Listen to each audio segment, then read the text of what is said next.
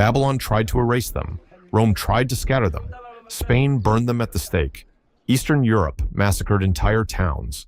And every single time, the world said, "This is the end." But here is the thing that no history book properly explains. Every empire that tried to destroy the Jewish people accidentally preserved their DNA. And in the year 2010, scientists finally ran the test that proved it. Dr. Song Harry Oster, a medical geneticist at the Albert Einstein College of Medicine in New York, collected DNA from 237 Jewish people across the world's biggest diaspora communities: Morocco, Iraq, Iran, Italy, New York. He then compared that DNA against nearly 2,800 non-Jewish people from 40 different countries. The result? Jewish people from Morocco and New York, who had been separated by oceans and centuries, were genetically closer to each other than they were to the non-Jewish neighbors they had lived beside for hundreds of years. Dr. Oster wrote in his findings, "We have shown that Jewishness can be identified through genetic analysis." He called it, and I want you to really hear this, the demographic miracle. A people scattered across every continent on Earth, persecuted for 3,000 years. Demand their DNA stayed together. Now, before we go any further, I want to ask you something.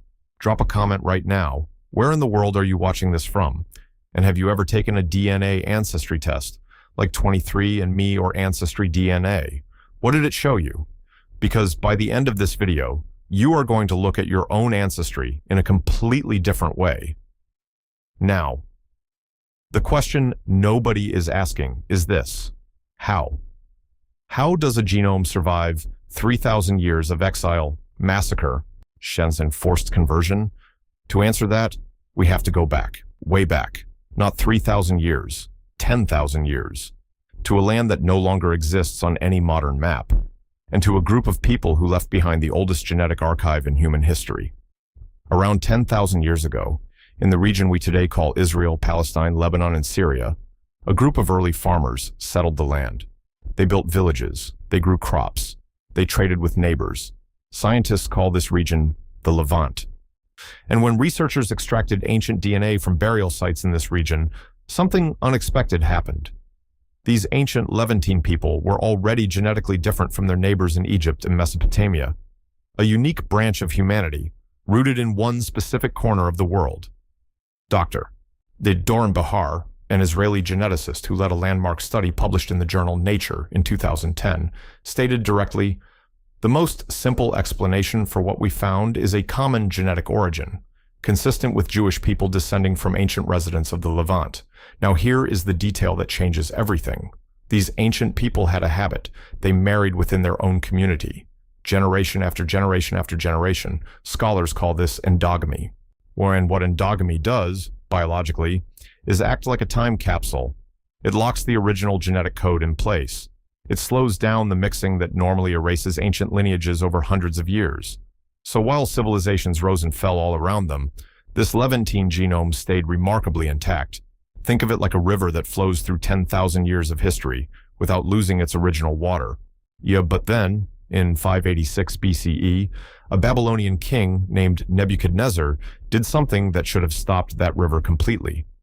He marched his army into Jerusalem, burned the temple, and forced the entire Jewish population, in chains, 900 miles away into exile.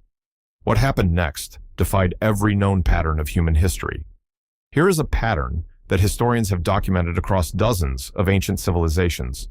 When a people are conquered and moved by force, within 2 to 3 generations, they dissolve into the new culture. They take new names. They forget their language. They disappear. It happened to the Assyrians who conquered Israel in 722 BCE. It happened to dozens of other peoples swallowed by Babylon. But the Jewish exiles in Babylon did something no conquered group had ever done before. They sat down, and they wrote everything. They finalized the Torah. And they created the Synagogue, a portable place of worship that needed no land and no temple.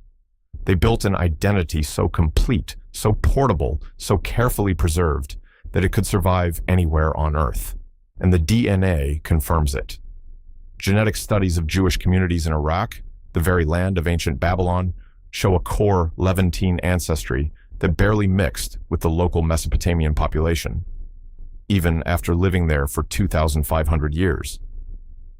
Professor Neil Risch, director of the Institute for Human Genetics at the University of California, San Francisco, published research showing that certain genetic mutations in the Jewish population have been present for approximately 120 generations. He traced these mutations back to, and I quote, around the time that the Jewish people formed as a distinct population in the Middle East. That is not a cultural story. That is a biological timestamp. And if you look closely at modern Jewish DNA, scientists can even find a faint genetic signal from the Persian period, a small trace from the time when the Persian king Cyrus the Great freed the Jewish exiles and allowed them to go home. A ghost in the genome, left behind by one of history's most famous acts of mercy. But just when the Jewish people rebuilt their city and their temple, a new threat arrived. Not an army, an idea. And this one nearly worked. The year is 332 BCE, or Alexander the Great conquers the Levant. And unlike every conqueror before him, Alexander doesn't just bring soldiers. He brings gymnasiums, Greek philosophy, Greek names, Greek fashion, and it works.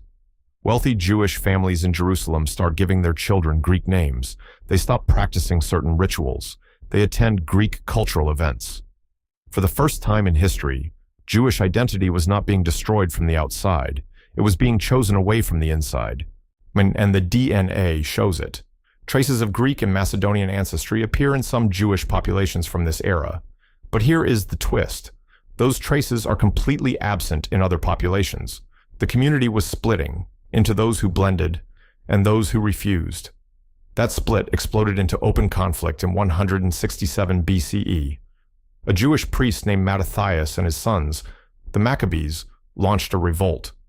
Not just against Greek armies, but against the Jewish families who had chosen to assimilate. And after 3 years of fighting, they won.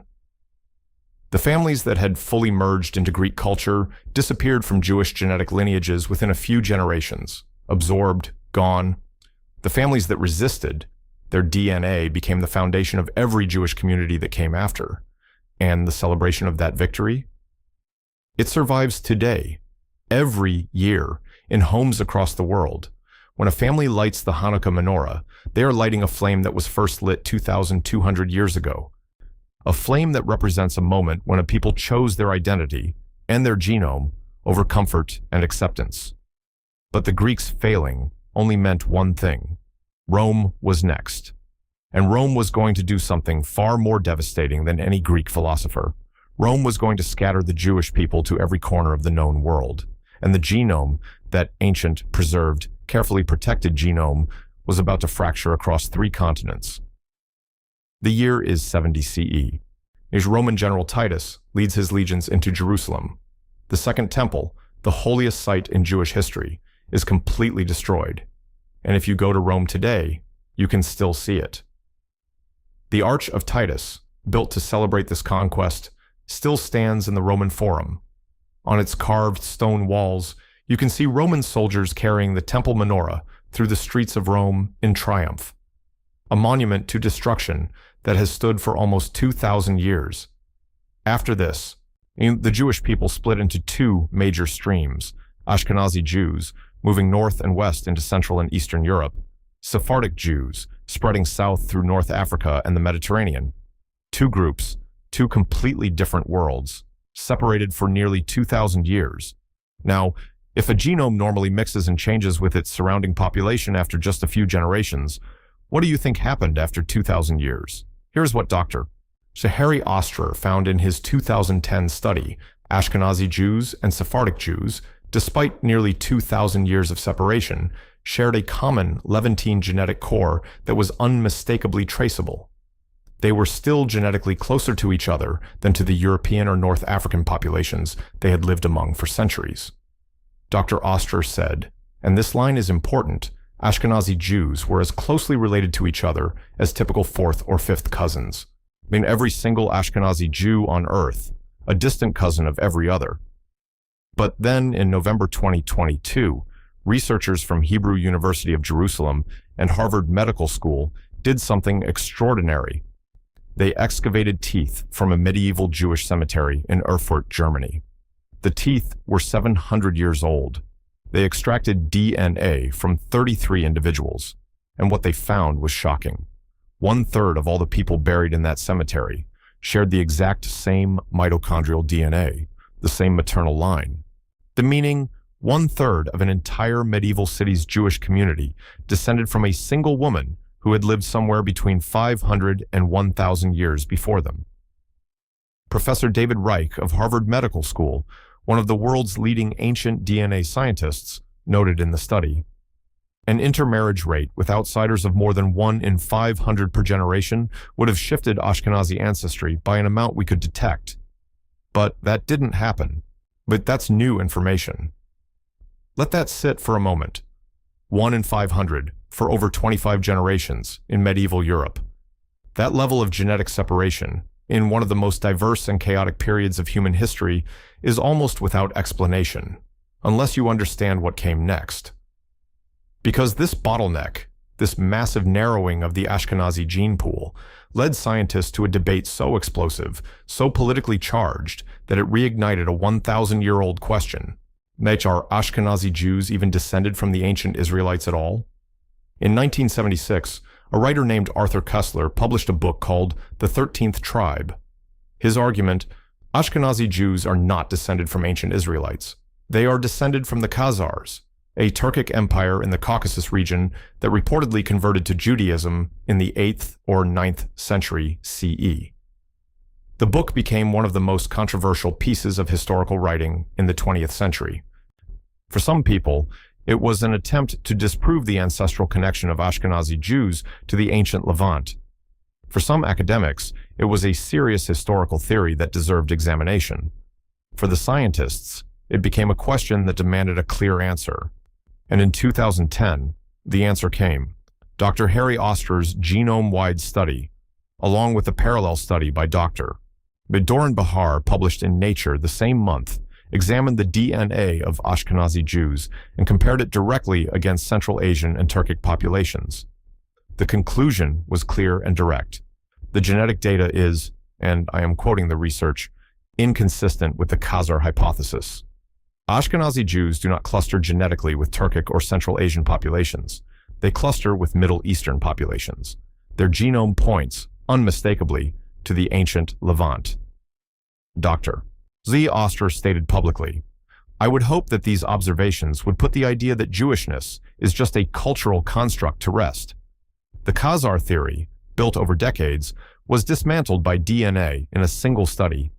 But here is where the story gets more complicated, because while the paternal Y chromosome of Ashkenazi Jews pointed firmly to the Middle East, the maternal DNA told a slightly different story, one that led scientists to 4 women, 4 nameless women.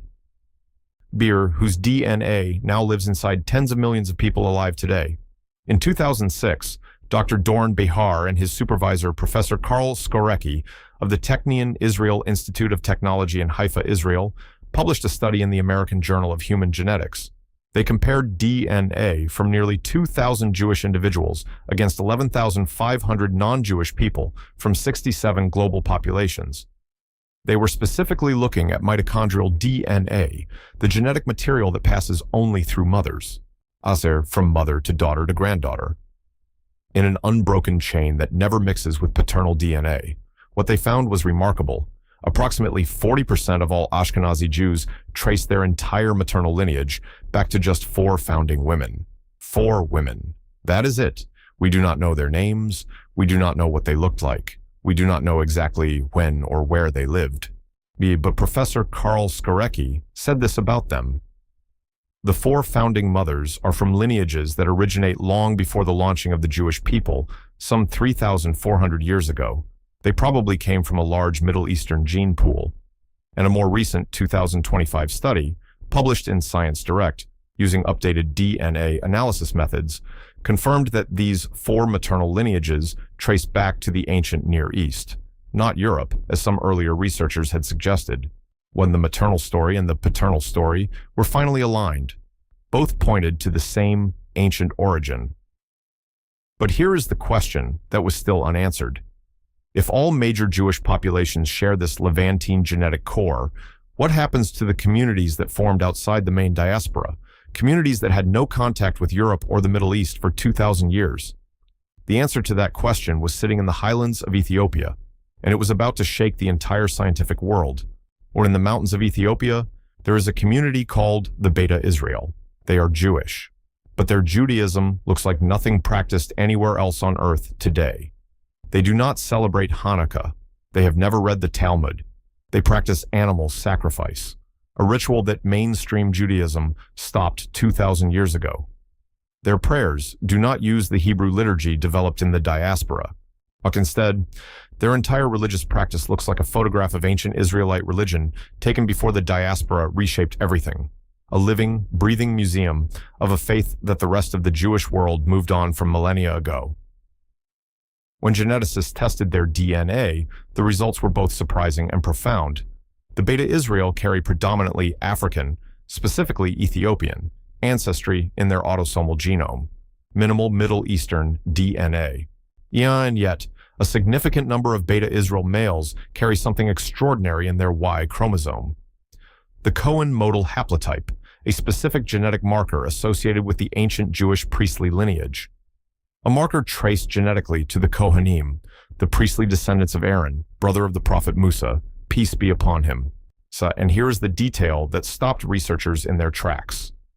The Beta Israel version of this marker contains unique mutations not found in any other Jewish population on Earth. Mutations that take thousands of years to develop. Meaning, their priestly lineage separated from the main Jewish population earlier than any other known diaspora community in the world. Dr. E. Harry Osterer noted that Beta Israel represent a case where, quote, Jewish identity successfully transmitted itself across a genetic barrier. Religion, culture, practice, memory, all of it crossed into a completely different genetic population and held together for 2,000 years. In 1984 and 1991, the Israeli government launched two secret operations, Operation Moses and Operation Solomon, airlifting over 22,000 Ethiopian Jews to Israel. By DNA, science and religious law were used together to determine who qualified. The decisions were painful. The debates were sharp. But the flights happened, and the Beta Israel came home, to a country most of them had never seen, because both their tradition and their DNA said they belonged there. Now, if Ethiopia showed that Jewish identity could survive without Levantine DNA, what happens when a handful of Jewish men survive a shipwreck 2,000 miles away out in India, and their male descendants are still genetically traceable today? On the western coast of India, in the state of Maharashtra, there is a Jewish community called the Bene Israel. Their origin story is simple. Around 2,000 years ago, 7 Jewish families were on a ship. The ship sank off the Indian coast. They survived. And they settled. They married local women. They maintained Jewish observances, Sabbath, dietary laws, prayers, for 2,000 years, in complete isolation from the rest of the Jewish world. For a long time, historians treated this as folklore. Then, in 2016, a team of scientists decided to test it. The team included Professor Eitan Friedman of Tel Aviv University in Israel, Professor Alon Kanan of Cornell University in the USA, and Professor Gil Atzman of Albert Einstein College of Medicine in New York. They conducted a genome-wide analysis of 18 Bene Israel individuals, published in the journal PLOS I in 2016. Their conclusion, the Bene Israel are a genetically distinct population in India, with substantial Jewish ancestry alongside substantial Indian ancestry. But here is the detail that confirmed the oral tradition almost exactly. The admixture was sex-biased. The Y chromosome, passed only through fathers, showed clear Middle Eastern Levantine markers consistent with ancient Jewish origin. The mitochondrial DNA, passed only through mothers, was almost entirely South Asian, Jewish men, Indian women. A shipwreck story confirmed by a chromosome. The researchers stated, the genetic contribution of each of these ancestral populations is substantial, meaning both the Jewish and Indian sides of the family tree are real, measurable, and traceable. And then there is the second Indian Jewish community, the Bnei Menashe of northeastern India, who claim descent from the lost tribe of Menashe. Their DNA shows predominantly East Asian ancestry, no clear Middle Eastern signal. Yet in 2005, Israel's Sephardic chief rabbi recognized them as a lost tribe. Thousands emigrated to Israel. The state chose tradition over genetics, and that, right there, is the question at the heart of this entire story. Is Jewish identity written in the DNA, or is it written in the memory?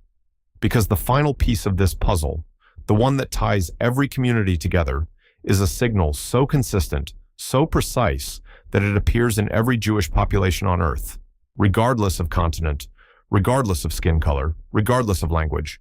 And when scientists found it, they realized the Jewish genome is not just a record of survival. It is the most extraordinary genetic time capsule in all of human history. Pull every thread back together. Ashkenazi Jews in Poland, Sephardic Jews in Morocco, Mizrahi Jews in Iraq, Beta Israel in Ethiopia, Bene Israel in India. 5 communities, 5 continents, thousands of years apart. One finding, consistent across every independent study ever conducted. Every Jewish population, regardless of where they live, shows a measurable genetic connection to the ancient Levant that their non-Jewish neighbors living in the same cities, the same streets, the same neighborhoods for centuries simply do not have. The Behar et al. 2010. Nature Study, the largest genome-wide analysis of Jewish populations ever published at that time, found that all major Jewish communities form a remarkably tight subcluster with common genetic origin, tighter than any comparable diaspora population in human history. Dr. Sir Harry Oster summarized it this way: the study supports the idea of a Jewish people linked by a shared genetic history. And then came the 2022 discovery from Erfurt, Germany, which added one final haunting layer to this story. Professor David Reich of Harvard noted that the medieval Jewish community buried in that cemetery had an intermarriage rate with outside populations of less than 1 in 500 per generation, over 25 generations, in medieval Europe. On that level of separation, during the most chaotic and violent centuries in European history, is not an accident. It is the result of a people who understood, consciously or not, that their identity lived in their blood, and that blood had to be protected. Professor Neil Risch of UCSF confirmed that certain genetic mutations have traveled through the Jewish population for approximately 120 generations, around the time the Jewish people formed as a distinct population in the Middle East. 120 generations. That is a living genetic thread stretching from the ancient Levant, all the way to a DNA test you can order online today. And here is what that means for the world right now. As millions of people take commercial DNA tests, Jewish families across every continent are opening 3,000-year-old archives. They are finding hidden family branches. They are discovering ancestors who publicly converted during the Spanish Inquisition, but secretly kept their identity for generations. They are finding cousins they never knew existed, in countries they have never visited. The genome is remembering what history tried to bury.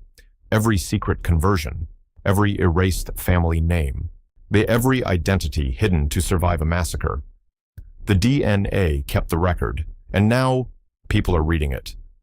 But there is one community whose story has barely been told, hidden across southern Spain and Portugal, families who converted to Christianity in 1492, publicly, officially, permanently, who attended church every Sunday, who gave their children Christian names, and who, behind closed doors, lit candles on Friday night, said Hebrew prayers in silence, and passed the secret to their children. For 500 years, they were called the Conversos, and their DNA was recently decoded. What scientists found inside those genomes does not just rewrite Jewish history, it rewrites the genetic history of modern Europe itself. That is the next episode.